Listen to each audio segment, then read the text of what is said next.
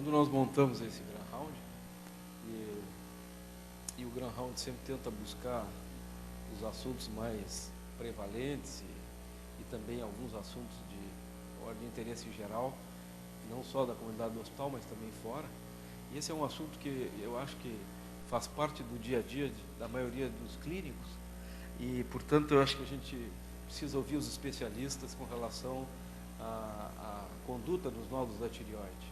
Depois os nossos palestrantes me corrijam se eu estiver errado, mas aproximadamente 10% da população adulta tem nódulo palpável na tireoide.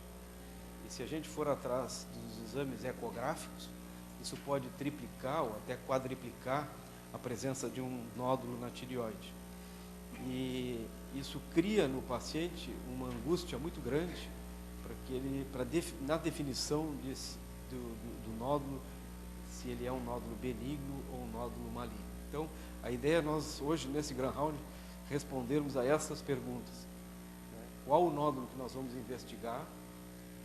Qual é a probabilidade desse nódulo ser maligno? Quem é a população de risco? Para isso, a professora Ana e o Miguel, ambos os endocrinologistas aqui do serviço, vão nos brindar com essa apresentação. Não sei quem é que começa. Miguel?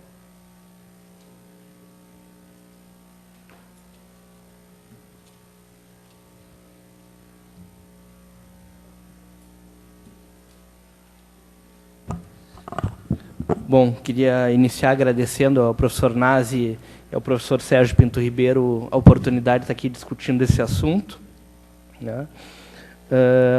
Eu sou médico do hospital e aluno de doutorado do PPG de Endocrinologia da URGS, e eu vou falar um pouquinho sobre nódulo de tireoide, diagnóstico e conduta, ficando a segunda parte por conta da professora Ana Luísa Maia. Então, a definição de nódulo é aumento focal caracterizado por crescimento excessivo e transformação estrutural ou funcional de uma ou várias áreas da tireoide. A tireoide, então, essa glândula está localizada na região cervical anterior, aqui. Ela é composta por folículos, né? E essas células da tireoide, as células foliculares, elas podem sofrer alguns processos moleculares, né? Uma ou mais delas, que levam à proliferação, né? Formando nódulos. Esses nódulos podem ser mono ou policlonais, né? Esses nódulos podem ser identificados à palpação ou através de exame ultrassonográfico. E também, recentemente, nós temos tido uma detecção cada vez maior através de realização de exames que não buscavam avaliar a tireoide necessariamente, como ecografia de carótidas, tomo e ressonância cervical e PET-CT, que são os incidentalomas de tireoide. A prevalência de nódulos de tireoide, então, como falou o professor Nazi, fica em torno de 5% ao exame físico, a palpação, e aumenta a cerca de 50% quando a gente utiliza a ultrassonografia, isso falando em população adulta, né? A prevalência em mulheres é um pouco maior do que em homens, varia de 2 a 4 vezes mais essa relação. E tanto o nódulo palpável como detectado por ultrassonografia tende a aumentar com a idade. Vocês vejam que aos 70 anos a chance de alguém ter um nódulo de tireoide é maior que 50%. Né?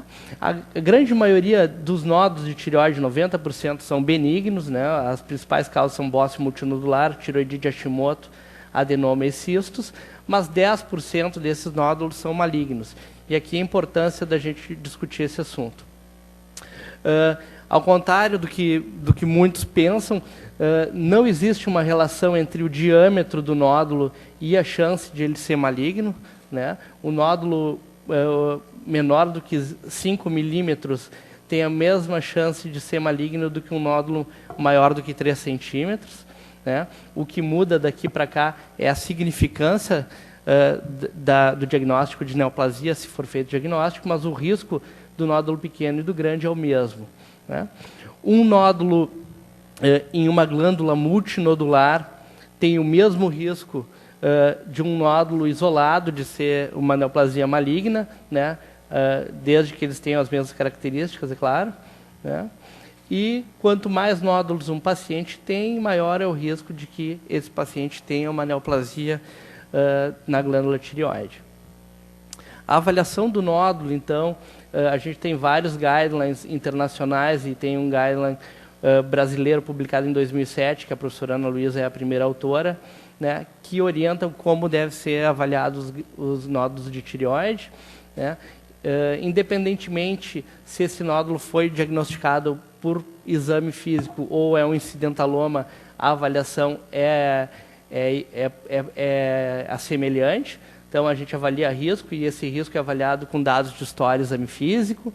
A gente faz uma avaliação anatômica, e isso é realizado através de ultrassonografia da região cervical, e avaliação funcional com dosagem de TSH. Então, alguns sintomas sugerem malignidade por invasão de estruturas vizinhas à tireoide, como traqueia, nervo laringeu recorrente, rouquidão, disfonia, dispneia, disfagia e tosse são esses sintomas, né? Outros dados, como crescimento rápido, fixação às estruturas adjacentes, o fato de ser endurecido, de existir adenomegalia cervical concomitante, história de radiação de cabeça, pescoço ou irradiação total para transplante de medula óssea, história familiar de câncer de tireoide, são fatores de risco para nódulo maligno, né? O incidentaloma do PET-CT é importante se ressaltar, a gente ainda não tem, mas tem uma perspectiva de ter aqui no hospital. 3% dos pacientes que fazem PET-CT têm um incidentaloma de tireoide, né, e 33% desses casos são malignos, né? Aqui está a imagem do PET hipercaptante, que coincide com essa imagem na toma aqui. Então, 33% desses nódulos diagnosticados por PET-CT são malignos. A avaliação funcional é feita com dosagem de TSH. Um TSH baixo, então, indica hiperfunção, e o exame a seguir é a cintilografia, que avalia a função e morfologia da glândula, e pode ser feita com iodo 131 ou 123, ou com Tecnes, de preferência com iodo, né? A realização de cintilografia é importante salientar que é uma contraindicação para gestantes e lactentes, né? E a cintilografia pode nos identificar se o nódulo é um nódulo hipocaptante, frio, que tem uma chance de 20% de ser maligno, ou se esse nódulo é um nódulo hipercaptante, quente, que a probabilidade de ser maligno é muito baixa, né? Uma associação recente que vem se replicando em diversas populações é a associação dos níveis de TSH com o risco de câncer naquele paciente. Quanto maior o nível de TSH, maior o risco do paciente ter neoplasia maligna da tireoide. A gente não sabe bem porquê dessa associação, mas essa associação foi replicada em diferentes populações.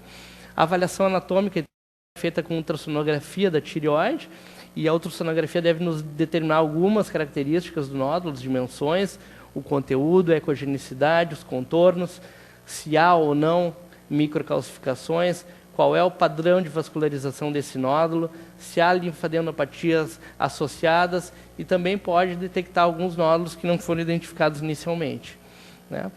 Eu ressalto 3 características que são mais importantes, porque tem uma especificidade maior para a malignidade, que é a presença de microcalcificações, tem uma especificidade de 90%, o fato da vascularização ser central ou intranodular, 80% de especificidade, e o fato do nódulo ser mais alto do que largo, tem uma especificidade bastante alta também para identificar neoplasia maligna, né?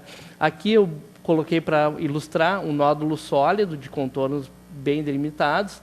Aqui a gente tem esse nódulo aqui, que é mais escuro que o restante do parênquima, é um nódulo hipoecogênico, né? Esse nódulo aqui tem margens mal definidas, ao contrário desse, que a gente vê bem a definição.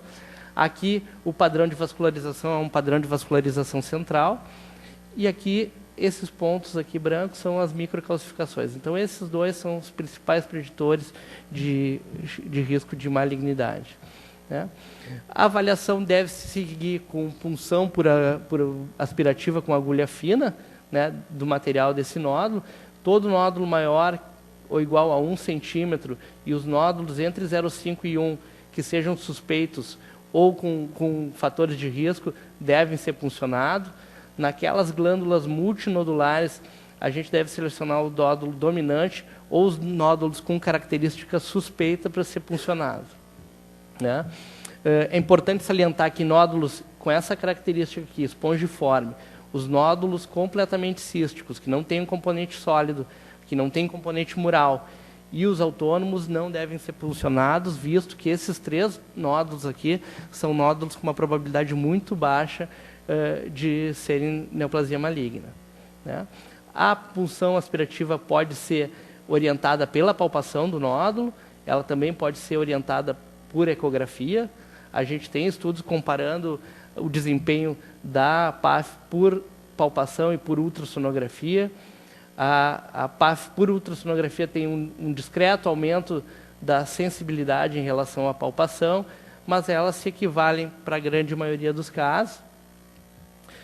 Mas a PAF guiada por ultrassonografia é claramente superior em algumas situações, como nódulos não palpáveis, nódulos mistos, que têm um componente sólido cístico, e a punção deve ser direcionada para o componente sólido desse nódulo, e nódulos que já têm uma PAF prévia, que foi realizada por palpação, com resultado insatisfatório. Essas são as 3 situações onde a PAF guiada por ultrassonografia é superior à PAF orientada pela palpação. A citopatologia pode, então, nos dar um resultado como esse aqui, com células homogêneas, que é um aspecto benigno. Pode mostrar umas células aumentadas aqui, com um abundante citoplasma, que são essas células de Hürtel, que é uma punção indeterminada, ou pode ter punções aqui com uma relação núcleo-citoplasma aumentada, com um núcleo de vários tamanhos, com muita cromatina, né, nesses 2 casos, que são PAFs sugestivas de malignidade, né? A citopatologia, então, ela é insatisfatória em torno de 15% dos exames, então esses exames vão ter que ser repetidos. O restante, a maioria dos resultados, 70%, é benigno, com 20%, em torno de 20, 25% dos resultados sendo malignos ou suspeito para neoplasia maligna, né? A avaliação segue, então, quando a gente tem uma punção aspirativa benigna, o proposto na literatura é que esse paciente seja seguido, e o segmento aqui é com realização de uma nova ecografia em 12 a 18 meses. O nódulo estando estável, e estabilidade aqui, ele não ter aumentado mais do que 20% no volume, se repete a ultrassonografia em intervalos cada vez maiores, né, podendo ser o paciente acompanhado apenas clinicamente, né. Nas PAFs não diagnósticas, então, a indicação é repetir a punção, e agora guiada por ultrassonografia, né. Se essa punção aqui for insatisfatória, novamente, a alternativa é ter um segmento mais de perto ou encaminhar o paciente a tratamento cirúrgico.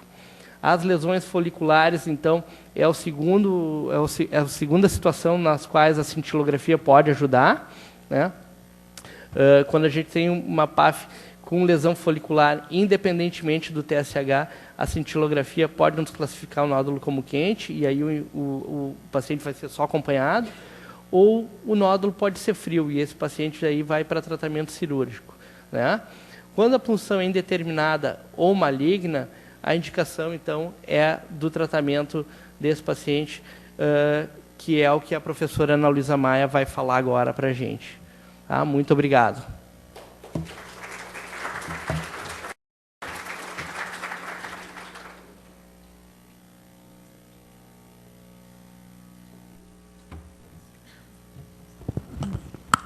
Bem, bom dia a todos. Eu também quero iniciar agradecendo a vice-presidência médica, na pessoa do Dr. Nazi e do professor Sérgio Pinto Ribeiro, pelo convite, e dizer que é um prazer estar aqui com vocês para falar desse assunto. Também quero agradecer ao Dr. Miguel por ter facilitado bastante o meu trabalho, dando os conceitos básicos e falando de como avaliar um nódulo, né? Então, nós vamos, então, seguir adiante, falando do que seria as lesões malignas da tireoide. Os nódulos da tireoide, então, nós vamos ter que cerca de praticamente 95% são nódulos benignos, que vão responder, então, pelos nódulos coloides, cistos e tireoidites, 15 a 20% aquelas lesões foliculares, e 5% são chamadas lesões malignas, que são, então, os carcinomas da tireoide. Esses carcinomas vão, então, se dividir em quatro tipos histológicos principais, sendo que, na grande maioria dos casos, vai ser responsável o folicular e o câncer papilar de tireoide, aí destacado nessa grande fatia desse gráfico de pizza. Essas células, o câncer folicular e papilífero, eles são derivados da célula folicular de tireoide, e nós vamos ver que ele tem um prognóstico bem favorável na maioria dos casos, enquanto o câncer medular responde por 6 a 8%, é derivado da chamada célula C, ou células parafoliculares, e o anaplásico, felizmente, apenas 1% dos casos. Essas neoplasias, então, têm uma relação inversa com a sua agressividade. Quanto mais frequente, menor a agressividade. Tá. Então, eu vou focalizar a minha apresentação, devido ao pouco tempo, no câncer diferenciado da tireoide, que vai corresponder, então, a cerca de 90% dos casos. O desafio é passar para vocês, então, alguns dados epidemiológicos, falar um pouquinho da patogênese e dos princípios do tratamento. A primeira notícia é: o câncer de tireoide está aumentando a incidência. Como o Dr. Miguel já mencionou, essa é uma forma de câncer que é mais prevalente em mulheres, aumenta com a idade. E é o câncer mais frequente do sistema endócrino, respondendo por cerca de 1% de todas as formas de cânceres humanos, né? Esses são os dados que foram publicados em 80... Estou brigando aqui com esse... acho que é melhor aqui, que foi publicado em 96 no JAMA, que é um trabalho baseado no Centro de Registro de Câncer nos Estados Unidos, chamando a atenção pela primeira vez sobre o aumento da incidência do câncer de tireoide. Então, a partir desses dados coletados em 1973, onde a incidência do câncer de tireoide ficava em torno de 3,7 por 100 mil habitantes, ele foi lentamente aumentando, e a partir de 94, então, essa incidência teve um aumento mais linear, um aumento mais significativo, alcançando, então, cerca de 8,7 por 100 mil habitantes.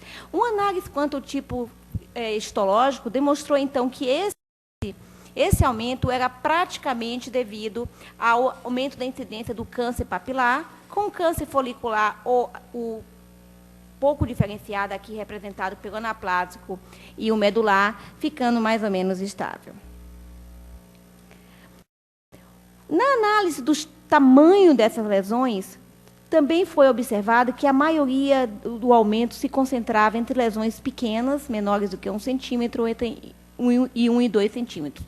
O que levou aos autores a concluir que, na verdade, não era um aumento da incidência PSI, mas uma melhora nos meios de detecção, causados, então, pelo uso mais disseminado da ecografia tireoidiana. No entanto, dados subsequentes, publicados na revista Câncer, em 2009, mostraram que não era bem assim. Nós tínhamos aumento nos dois sexos, e esse aumento também estava presente em lesões palpáveis, ou seja, acima de 3 centímetros e mesmo acima de 4 centímetros. Mais interessante, o aumento era muito maior em mulheres do que em homens, e aqui o primeiro sinal que chamou a atenção, que é um aumento discreto da mortalidade, principalmente no sexo masculino. Nós não sabemos a causa, mas são dados que são bastante consistentes. O mesmo já parece que está acontecendo no Brasil. Esse é o único trabalho que nós temos em Florianópolis, mostrando também um aumento da incidência em mulheres, em homens, claro, no total. Novamente, o câncer papilar é o principal tipo histológico do aumento, e esse aumento também ocorre em todos os números, em todos os tamanhos. E o que causa o câncer de tireoide? Bem, nós não sabemos o que provoca as alterações que levam ao câncer de tireoide, mas nós já podemos identificar quais são essas alterações moleculares que vão, então, provocar aquela proliferação que o Dr. Miguel mostrou anteriormente. E um desenho esquemático, então, da célula folicular, que nós temos a membrana, e os vários receptores que vão atuar, então, para ativar a cascata da MAP kinase, que é a mais envolvida na gênese do câncer diferenciado da tireoide. No caso do câncer papilar, nós temos, então, já bem definido que mutações na proteína RAF, principalmente na chamada BRAF, na proteína RAS, e ainda na expressão inadequada de uma alteração transcromossômica com o RET, do RET com do gene RET, que passa a se expressar de maneira inadequada nas células foliculares, que responde, então, pela causa de em torno de 70% dos cânceres papilares de tireoide. No caso do folicular, o maior envolvido é o gene RAS, mas nós temos, então, ainda rearranjo do gene PAX8 com PPAR-gama e ainda nas vias de sinalizações, em outras vias de sinalizações. Como nós tratamos o câncer de tireoide? Então, esses são os princípios do tratamento e nós vamos falar um pouquinho sobre cada um deles. Primeira pergunta, quando nós fazemos o diagnóstico de câncer, do câncer diferenciado, será: qual é o tipo de cirurgia que eu devo indicar? Isso é mais ou menos um consenso entre todas as sociedades, a americana, a europeia, a nossa sociedade brasileira e as diretrizes da Sociedade Médica Brasileira, que foram recém-publicados. Então, a tireoidectomia total é o procedimento de escolha para todas as neoplasias da tireoide com maiores que 1 centímetro. No entanto, a lobectomia pode ser suficiente para aqueles tumores menores do que 1 centímetro, unifocal, em pacientes de baixo risco e na ausência de sinais clínicos ou ecográficos de envolvimento de linfonodos cervicais. A segunda questão é necessária a dissecção profilática dos linfonodos central? Para aqueles que não estão habituados, que a gente fala sempre de cadeia 2, 3, nível 2, nível 6, essas são um desenho esquemático. Aqui é a cadeia 6 de linfonodos, é onde mais frequentemente há metastização do câncer de tireoide, principalmente o papilar. E aqui o nível 4, nível 3, é incomum metástase nessa região, na região 1, e também na face posterior. O que se recomenda hoje, na recém-publicada diretrizes do American Thyroid Association, é que seja feito uma exploração, uma dissecção terapêutica naqueles com envolvimento clínico comprovado. Pode ser feito um profilático naqueles tumores já grandes, com T3 ou T4, ou ainda, e recomenda ainda que talvez não seja necessária a intervenção profilática naqueles tumores que são não invasivos e que estão confinados à glândula tireoidiana. Uma vez que o paciente fez a cirurgia, nós temos, então, que estadiar o paciente. Vamos ter que avaliar o seu prognóstico para definirmos qual a melhor conduta terapêutica. O mais utilizado é o chamado sistema de estadiamento do TNM, que vai avaliar o tamanho do tumor, a presença de metástases linfonodais e a presença de metástases distantes. Com essa avaliação, nós vamos poder, então, classificar o paciente como de muito baixo risco, que são aqueles pacientes com tumores restritos à glândula tireoidiana, baixo risco, que são aqueles que têm um tumor mais de um foco, mas ainda só na glândula, ou então um tumor entre 3 e 4 centímetros, e alto risco, aqueles que têm tumores grandes, ou a presença de metástases linfonodos, ou ainda metástases à distância. Isso é importante? É. Muito importante, porque esse gráfico é extremamente ilustrativo para mostrar que, quando a doença, o câncer diferenciado da tireoide, está restrito à glândula, a mortalidade em 30 anos é extremamente baixa. Esses dois gráficos aqui mostram um paciente que foi operado, teve tratamento que eles chamam definitivo, aqui, então, nós vamos falar a seguir, a cirurgia e mais o iodo. E essa segunda linha pontilhada são os pacientes que receberam o tratamento após 1 ano. E não há uma diferença significativa entre eles. Apenas para ilustrar, entre esses pacientes, houve apenas 6 mortes. Melhor do que a população em geral. Por outro lado, aqueles casos que são mais diagnosticados já nos outros estadios, em T4, ou com presença de linfonodos ou metástases, as figuras são um pouco diferentes e serve para não desprezar ou não dar devido a importância a essa forma de câncer. Então, aqui é uma tabela que mostra a sobreviva relacionada à tireoide, na segundo quadrinho, e vocês podem observar que esses são pacientes de um grupo de estudo realizado na Holanda, ou seja, todos receberam a mesma forma de tratamento, e foram divididos, então, nos 3 estadios. Eu chamo a atenção, então, aqui, que enquanto nesse estadio, que nós, doença restrita à glândula, 93% dos pacientes estavam vivos após 15 anos, para aqueles pacientes diagnosticados com metástase à distância, esse número era de apenas 40%. Tá? Tem vários outros estudos associando fatores de risco clínicos e patológicos com o risco de sobrevida. Aqui nós podemos também avaliar o paciente, que é a chance de cura do paciente, ou seja, sobrevida livre de doença. E, novamente, nós vamos encontrar aqui a presença de linfonodos de metástases e metástases à distância como os fatores de aumento de risco. Bem, a segunda pergunta é, nós temos que administrar iodo radiativo para todos os pacientes com câncer de tireoide? E, infelizmente, isso é uma prática bastante enraizada na nossa cultura, né? Aqui no nosso serviço, nós praticamente prescrevemos iodo para todos os pacientes, e não só aqui no Hospital de Clínica, mas na maioria dos centros no Brasil. Mas essa pergunta foi focada, ou dissecada, melhor dizendo, com muita atenção na última guidelines, e nós vamos observar que eles avaliaram se o iodo aumentava o risco, diminuía o risco de morte, ou diminuir o risco de recorrência. E o que é que nós observamos aqui? O risco de morte ocorre apenas nos pacientes acima de 45 anos, naqueles que têm extensão extratiroidiana ou presença de metástases à distância.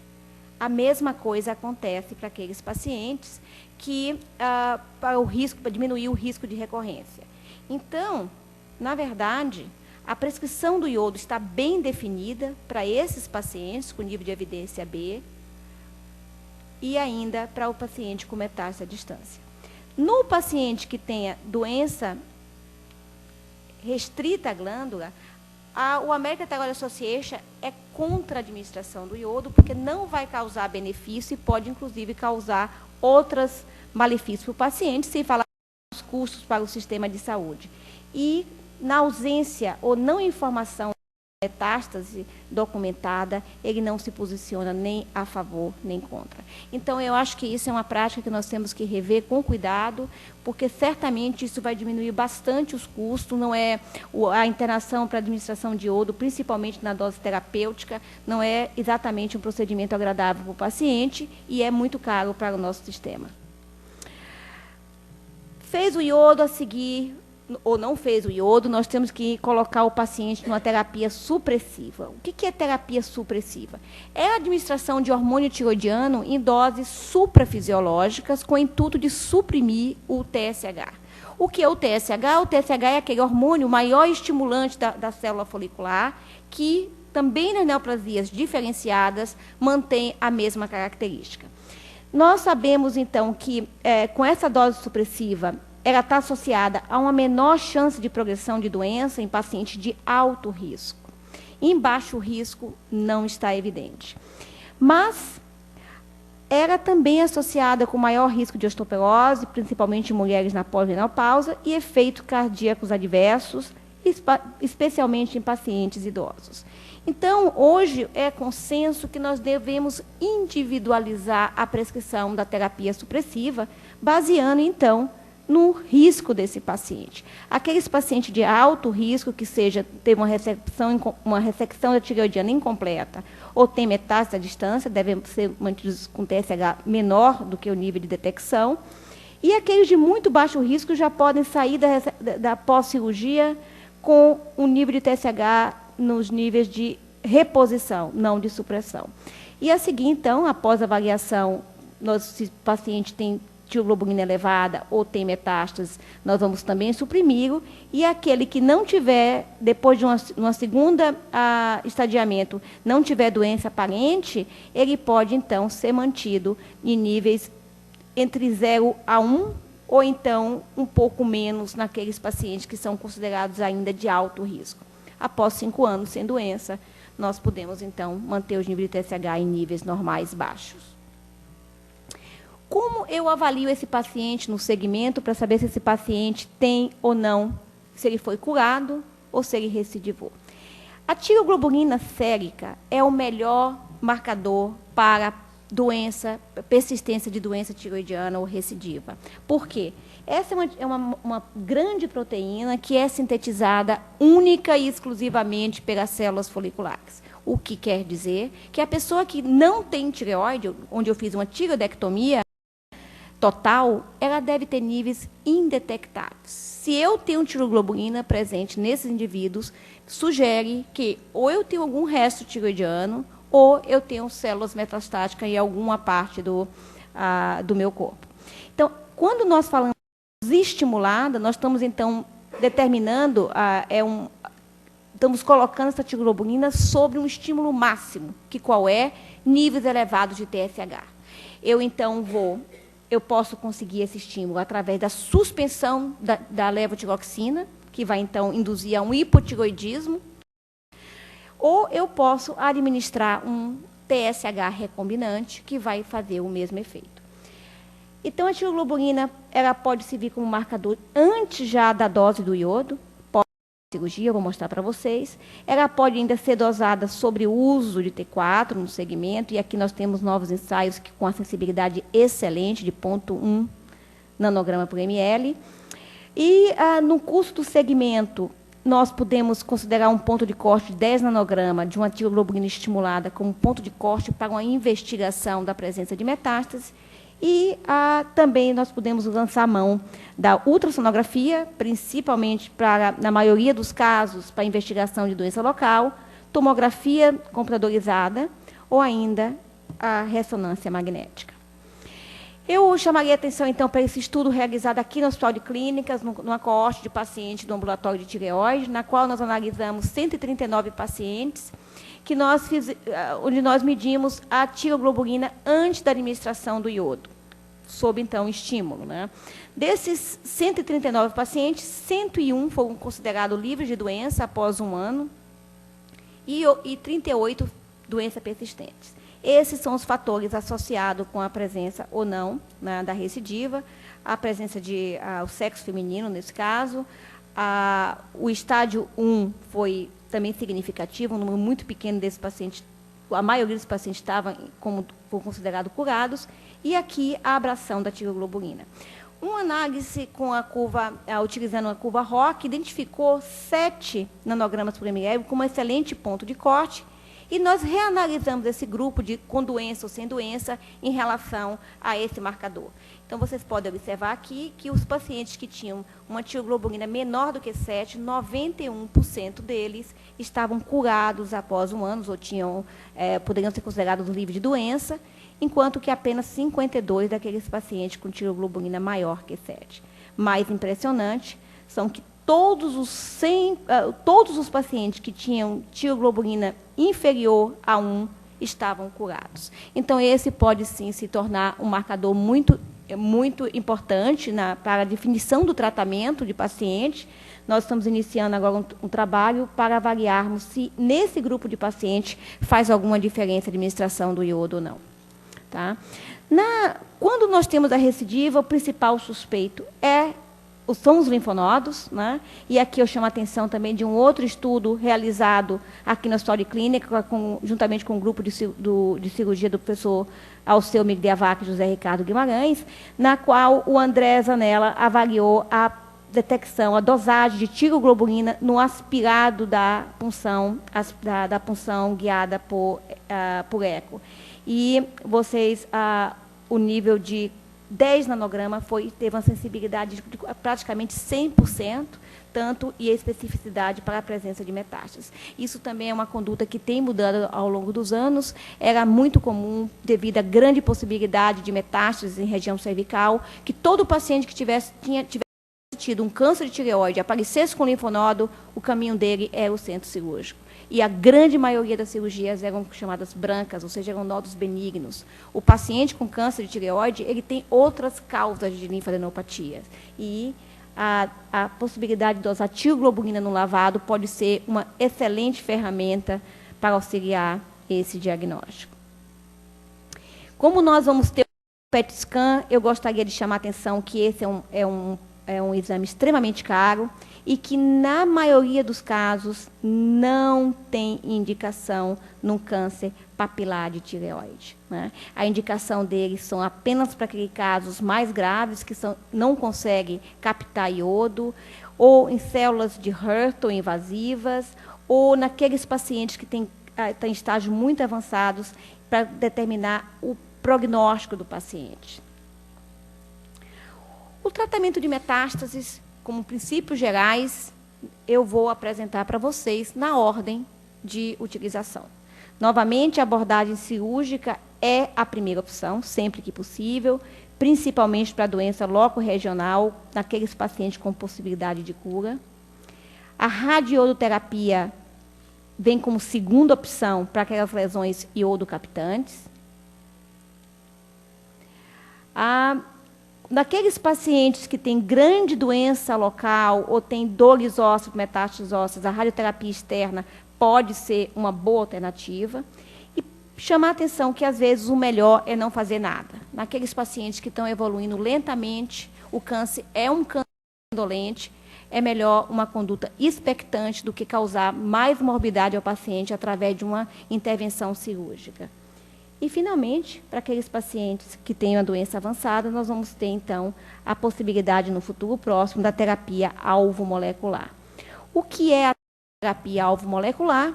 Na verdade, esse é um desenho esquemático de uma célula, a membrana plasmática, na qual nós observamos a expressão de vários receptores que já foram associados com alguma forma de crescimento, um crescimento desenfreado, ou um crescimento não regulado de células, ou seja, neoplasia e uma perda de diferenciação. Uma característica da maioria desses receptores aqui é que eles atuam através de domínios tirosina-quinase, ou seja, eles precisam de uma fosforilação para dar início a essa série de cascatas que vão provocar, então, a sobrevivência celular e a proliferação. O câncer diferenciado de tireoide tem já bem determinado que alguma alteração em alguns dessas proteínas, como overexpressão do fator de crescimento vascular, mutações nesses receptores de proliferação. Nós vimos também do BRAF, do RAS, além de outras vias. E, claro, isso já está sendo estudado em vários trials clínicos. Aqui eu citei os que estão atualmente no site do NIH Trials, os vários tipos de moléculas, os nomes que são comerciais e qual a molécula-alvo que vai atuar. Particularmente, o sorafenib, que é o Nevaxar da Baia, que atua sobre o BRAF e o VEGF, receptor do VEGF, e aqui no Brasil está disponível para tratamento tanto de câncer renal como hepatocelular, como também o motesanib, que tem as mesmas moléculas-alvos, estão sendo utilizadas, estão com trials já em fase 3 para essa forma de tratamento.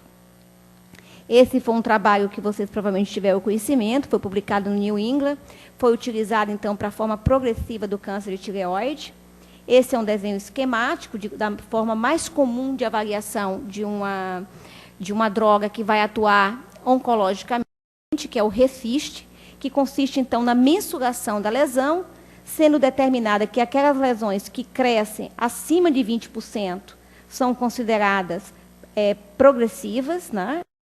Enquanto que um crescimento maior, uma diminuição do tumor maior do que 30% é necessário para ser considerada uma resposta parcial. E esses foram os resultados obtidos. A grande maioria dos pacientes obtiveram doença estável, com tendência, então, à diminuição do tumor, e a doença progressiva ocorreu em 6 pacientes, né? Mais recentemente, publicado no Lancet Oncology, no final do ano passado, uma outra droga, o pazopanib, que também é um inibidor de tirosina-quinase, que atua principalmente sobre o receptor vascular e o fator de agregação plaquetária, proliferação plaquetária, que foi estudado, e, nesse caso, um critério de inclusão foi que os doentes tivessem doença progressiva documentada antes do início do estudo, que aqui é no ponto 0, e vocês podem observar que houve uma diminuição do tumor em são 9 pacientes dos 18 que responderam. Esses são estudos iniciais, mas certamente podem vir a ser uma opção terapêutica nesses pacientes que apresentam câncer diferenciado com comportamento agressivo. Bem, depois de tudo isso, eu vou passar algumas mensagens bem simples para que nós chamamos take-home messages, né? Que eu gostaria que vocês memorizassem ou ficassem como mensagem dessa apresentação. Primeiro, então, é que o câncer de tireoide é a neoplasia maligna mais comum do sistema endócrino e que, desses cânceres, o câncer diferenciado de tireoide, o papilar e o folicular, é responsável pela maioria dos casos, que a incidência do câncer papilar está aumentando, principalmente em mulheres, em todas as faixas etárias, que o tratamento inicial é cirúrgico, né? Que nós usamos a radioterapia e a supressão com levotiroxina como terapia adjuvantes importantes, que o prognóstico é favorável na maioria dos casos, principalmente naqueles restritos à glândula, como eu mencionei, mas não esquecer que em torno de 15% a 20% vão apresentar doença persistente ou recidiva e 5% vão desenvolver metástase à distância, cujo prognóstico não é tão favorável assim. E, finalmente, a terapia alvo molecular pode vir a ser uma opção terapêutica para aqueles casos que não respondem mais ao iodo 131 ou que são rapidamente progressivas. Eu quero finalizar agradecendo a todo o grupo do Serviço de Endocrinologia, todos os professores, os médicos contratados, aqui falta o nome do Dr. Fernando Gershman, e aos nossos médicos residentes, pelo excelente ambiente para trabalho que eu encontro aqui nesse hospital, e, particularmente, a todo o grupo de alunos do programa de pós-graduação, vários alunos de iniciação científica aqui, que é o grupo de tireoide aqui do Serviço de Endocrinologia, e, principalmente, agradecer a vocês pela atenção. Muito obrigada.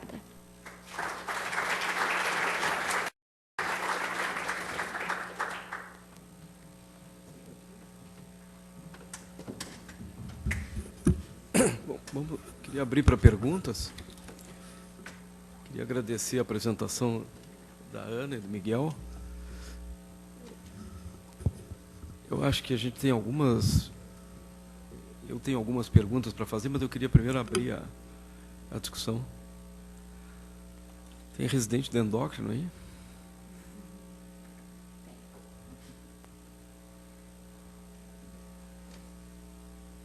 Ninguém quer perguntar nada?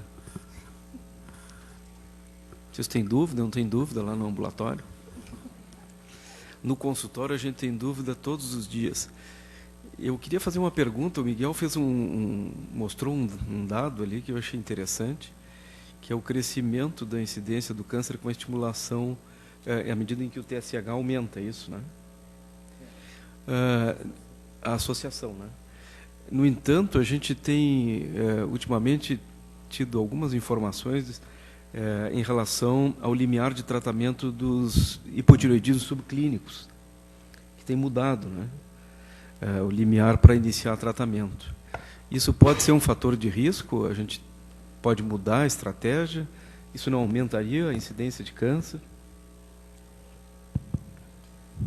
Bom, professor, eu acho que é um dado preliminar, tendo em vista que é a identificação de uma associação, né? A gente não tem uma relação causal estabelecida e também não tem nada que nos indique que tratar pacientes com TSH elevado vai prevenir o desenvolvimento de câncer de tireoide. Eu acho que, para a gente tomar uma atitude terapêutica, a gente tem que respeitar a construção de conhecimento dessas etapas aí para poder seguir nessa linha de propor tratamento para hipotireoidismo subclínico. Quer comentar? Acho que o Miguel colocou muito bem, ainda uma associação, mas que vem, não podemos esquecer que tem sido replicada em vários estudos, em várias populações.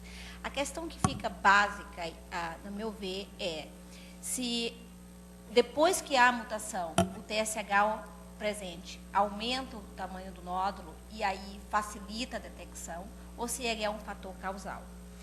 Na prática clínica, eu utilizo isso como mais um fator de preocupação. Naquele nódulo que tem um aspecto já um pouquinho, não muito benigno a ecografia, que vem um TSH de 3, esse paciente eu tenho um cuidado maior na solicitação da punção, no acompanhamento, do que um paciente que vem com TSH menor do que 1. Mas essa é apenas uma conduta baseada em minha experiência e não tem nenhuma evidência científica. Alguma pergunta a mais? Eu tenho uma dúvida com relação às células de Hurter. Eu vi que vocês comentaram aí, mas com muita frequência os doentes chegam no consultório da gente com essa biópsia e célula de Hurter positiva. Isso implica em que conduta? Além de mandar para o endocrinologista. A gente assusta o doente, a gente despreocupa, faz uma avaliação seriada. Bom, a célula de Hurter toma Só mais uma pergunta, e qual é o percentual que isso ocorre?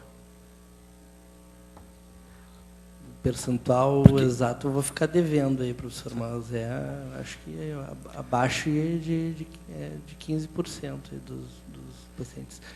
E é uma alteração presente nas lesões foliculares, né?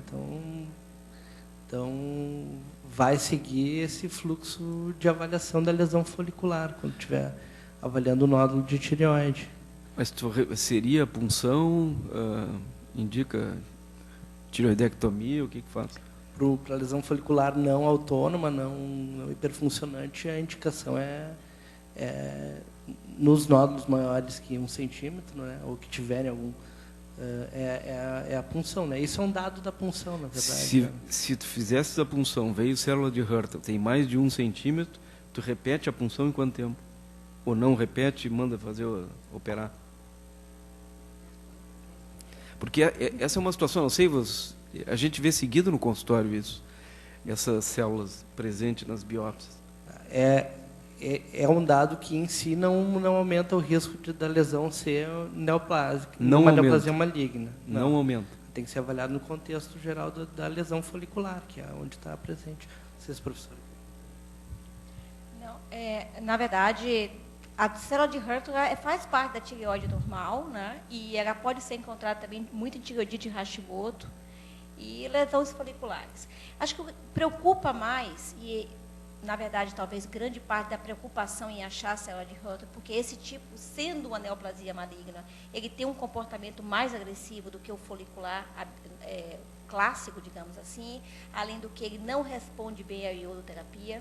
Então, isso cria um pouco mais de receio, um pouco mais de desejo do médico intervir imediatamente. Então, eu acho que tem alguns critérios para serem excluídos quando a gente se depara com uma punção com célula de Hurter. Esse paciente tem tireoidite Hashimoto, esse paciente tem alguma outra atipia, o número de células é grande, é uma lesão folicular, ou seja, existe proliferação de células e com elas as células de Hurter.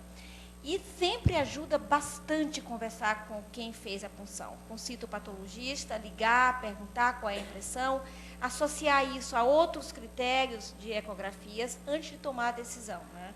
Claro, é um nódulo pequeno, não tem a necessidade de indicar uma tireoidectomia imediatamente. Podemos observar, tranquilizar o paciente. Eu chamo a atenção para aquele dado que eu mostrei naquele gráfico, que o atraso em até 1 ano pós o diagnóstico não muda o prognóstico desse paciente. Então, não tem nenhum linfonodo, podemos ter uma conduta, digamos, conservadora antes de indicarmos a tireoidectomia parcial ou total para esse paciente. Estou vendo aqui o professor Spiro ali, e não fica claro para mim, eu gostaria que vocês repetissem qual é exatamente a indicação da cintilografia. Todo nódulo sólido, com em torno de 1 centímetro, vocês preferem fazer primeiro cintilografia ou vão direto para a punção? a indicação de cintilografia para paciente com nódulo de tireoide, com TSH supresso, tá? Ou paciente com uma lesão folicular na punção aspirativa por agulha fina. Isso tentando evitar a cirurgia, né? Porque uma vez que se identifica um nódulo como sendo autônomo, a probabilidade dele ser então, tu tem maligno é tu muito tens baixa. um nódulo sólido, tu primeiro funciona? Ao redor de 1 Não, centímetro? primeiro dose o TSH. Sim, tá, o TSH está normal. O TSH está normal. Bom, funciona. Funciona. E a cintilo vai para quando? Bom, aí essa punção, se essa punção vier compatível com uma lesão folicular, né, que é uma lesão que não se define, Certo. que é aquelas indeterminadas que a gente tem, bom, aí o que pode nos permitir não evoluir para a cirurgia, para o tratamento cirúrgico desse paciente, É a cintilografia. cintilografia mostrando o nódulo como sendo autônomo. Se não for um nódulo quente, né, for um nódulo morno ou frio, aí a gente tem que... Vai à cirurgia. Vai à cirurgia, na maioria dos casos. Só eu tenho dúvida aqui? Ninguém mais tem dúvida? Hã? Rosa? Não, eu não entendi direito por que tu faz primeiro a punção e depois a cintilografia. Por que tu não faz primeiro a cintilografia e já vê quais são os nódulos hiperfuncionantes e deixa esses de lado? Eu posso responder? Eu acho que é o seguinte, professor Rosa, na verdade, o primeiro exame é o TSH. Né? O TSH veio normal, o nódulo tem mais de 1 centímetro, está indicada a punção, certo? Naquelas lesões que vierem como lesão folicular, ou seja, uma lesão indeterminada, é aquela lesão que nós não podemos afirmar que é um adenoma ou é um carcinoma, porque isso está fora, da aplicabilidade da punção aspirativa. Né? Invasão de cápsula, nós não conseguimos avaliar através da punção. Então, naquelas lesões que tem essa característica, e claro, eu acho que tem que ter um tamanho um pouquinho maior do que 1 centímetro, a gente pode, então, utilizar como recurso, não é uma recomendação, digamos, para todos os casos, uma cintilografia no sentido de talvez detectar um nódulo que está ficando quente. Entendi. Tá certo? Ou seja, aquele nódulo que é um nódulo autônomo, mas não tem produção de T3 suficiente para suprimir o TSH. Então, porque a cintilo, o professor Espiro me corrija se eu estiver errado, ele a sensibilidade para o diagnóstico é muito baixa. Né? 80% dos nódulos são frios. Então, a informação que ele vai me trazer como avaliação é muito pequena, além de ser um exame relativamente caro comparado com a punção aspirativa. Então, eu acho que a indicação bem definida é suspeita de nódulo autônomo, TSH supresso, peço a cintilo para definir que a causa da supressão vem daquele nódulo. Eu acho que essa é a indicação mais precisa. Obrigado. Qual é o ponto de corte no dado semiótico na palpação da tireoide? A gente consegue detectar nódulo maior de?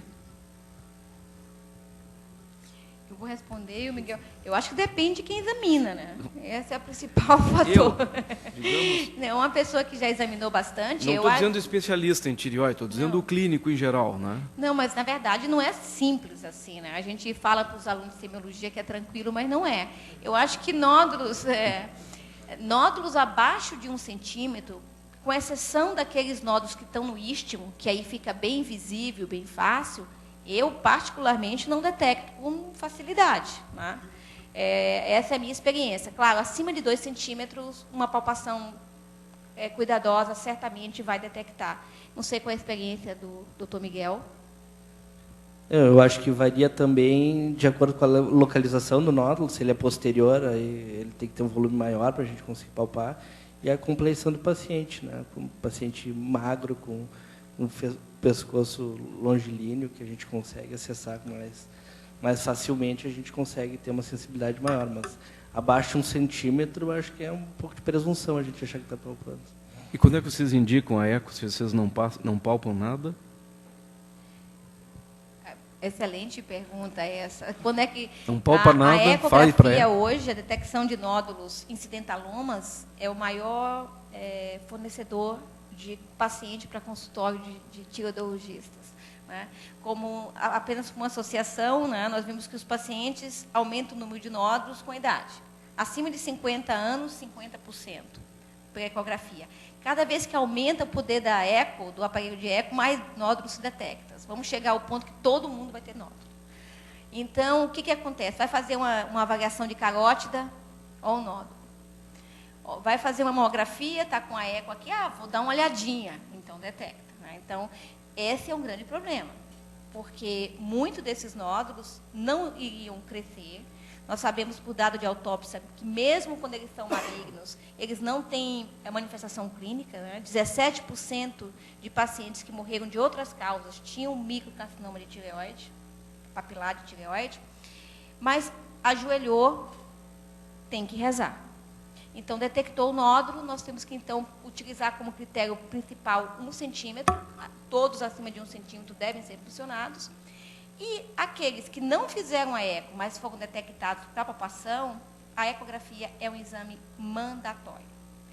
Todos os pacientes com nódulos detectados na palpação devem fazer a ecografia para avaliar precisamente o tamanho e, claro, fornecer os dados de características que são associados com malignidade, que vai nos ajudar a tomar a conduta. Mas pedir ecografia para screening de nódulo... E nódulo não palpável? Screening de nódulo em tireoide, que ninguém sabe que tem, eu não recomendo, e se vocês fizerem, eu depois passo o número do telefone do consultório. Mais alguma pergunta? Queria agradecer a vocês, eu acho que o tema ele traz muitas dúvidas para quem não é especialista, mas eu acho que os aspectos foram abordados e eu acho que o Grand Round atinge o objetivo, que é difundir essas informações, principalmente para o não especialista. Obrigado a todos, obrigado a vocês. Obrigada.